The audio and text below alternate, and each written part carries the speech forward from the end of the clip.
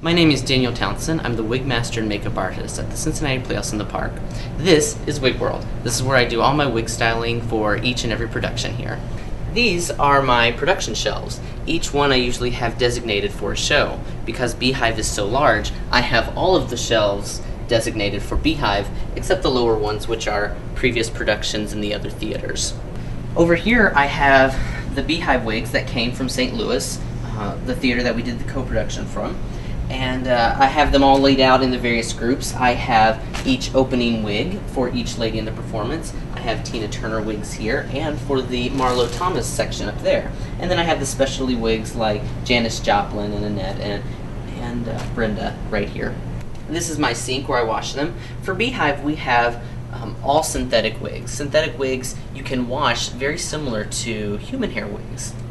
I put them on my stand here, and I have a sink with a nozzle that I'm able to use, very much like a hair salon sink.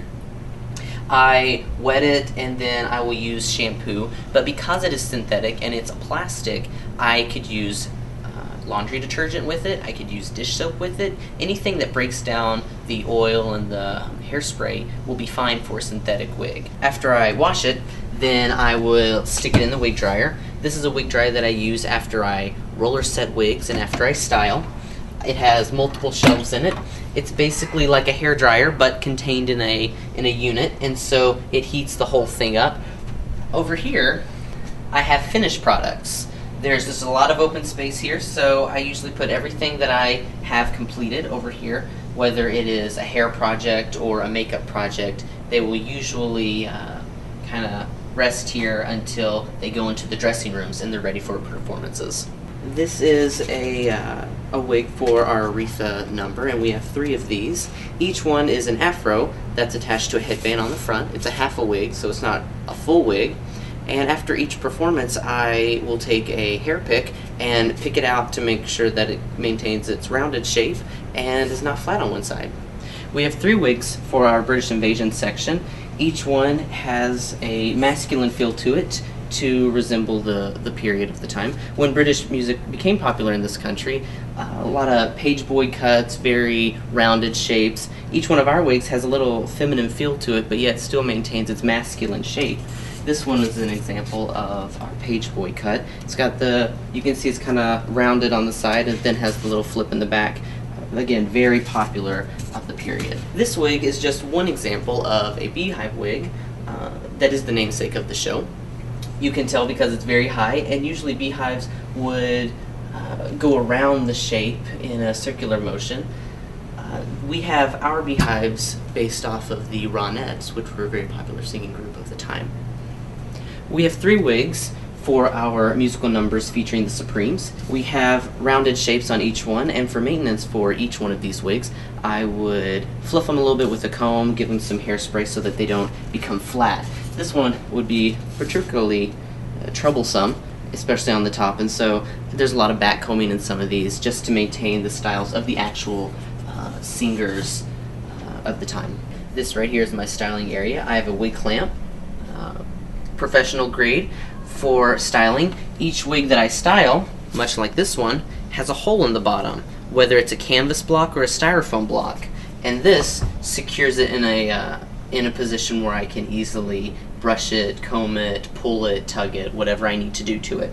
I also have all my hair brushes, my combs, my pins, anything that I need to style is right here in my section.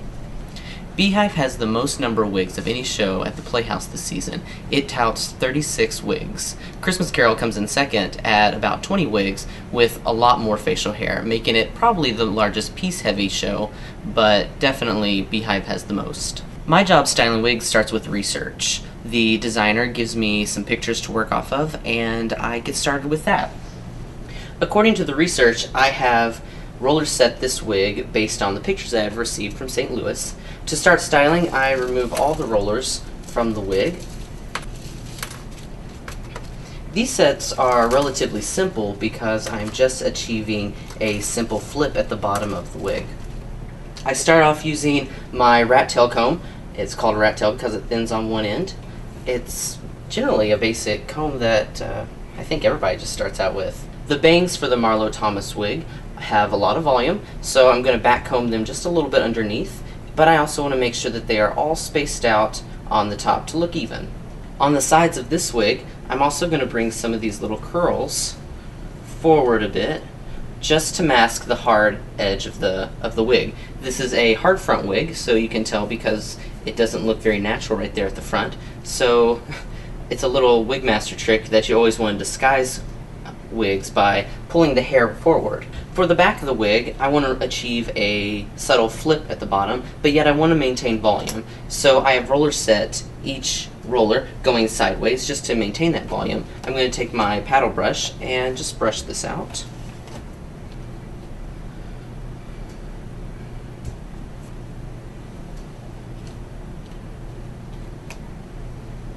If you see a picture of Marlo Thomas, you know that her hair had a subtle flip at the bottom, but for this show we'd like to achieve a little bit more volume, some fun in each and every style, so they are usually bigger and a little larger than life. Now that I've styled this wig, it's about ready to go. The only last thing that I need is a little hairspray, and usually I use maximum hold hairspray, especially for musicals, because it is so easy to have flyaways and for the hair to fall out of its style. So I use a little bit more than I should hairspray on the wig.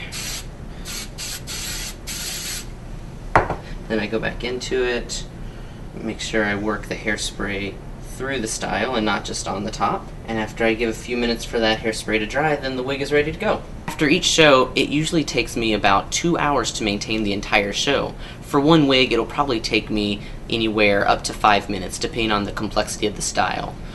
This wig is used in one of our Tina Turner numbers. I think it's one of the backup singers. This is an example of what it looks like after it comes back from the stage after one performance. So I can't put this back on stage, and it's my job to maintain it after each show. For this wig, I will take my paddle brush, which is this, and I start at the bottom, and I just brush it out. Sometimes it has a lot of tangles, especially in the back, right next to the nape of the performer's head. I want to make sure that the hair is away from the face, because actors do not like that, and directors definitely don't like hair falling in front of the face. So that's always a top priority when I'm styling or maintaining wigs. For this show, we chose to use synthetic hair because it is easier to maintain.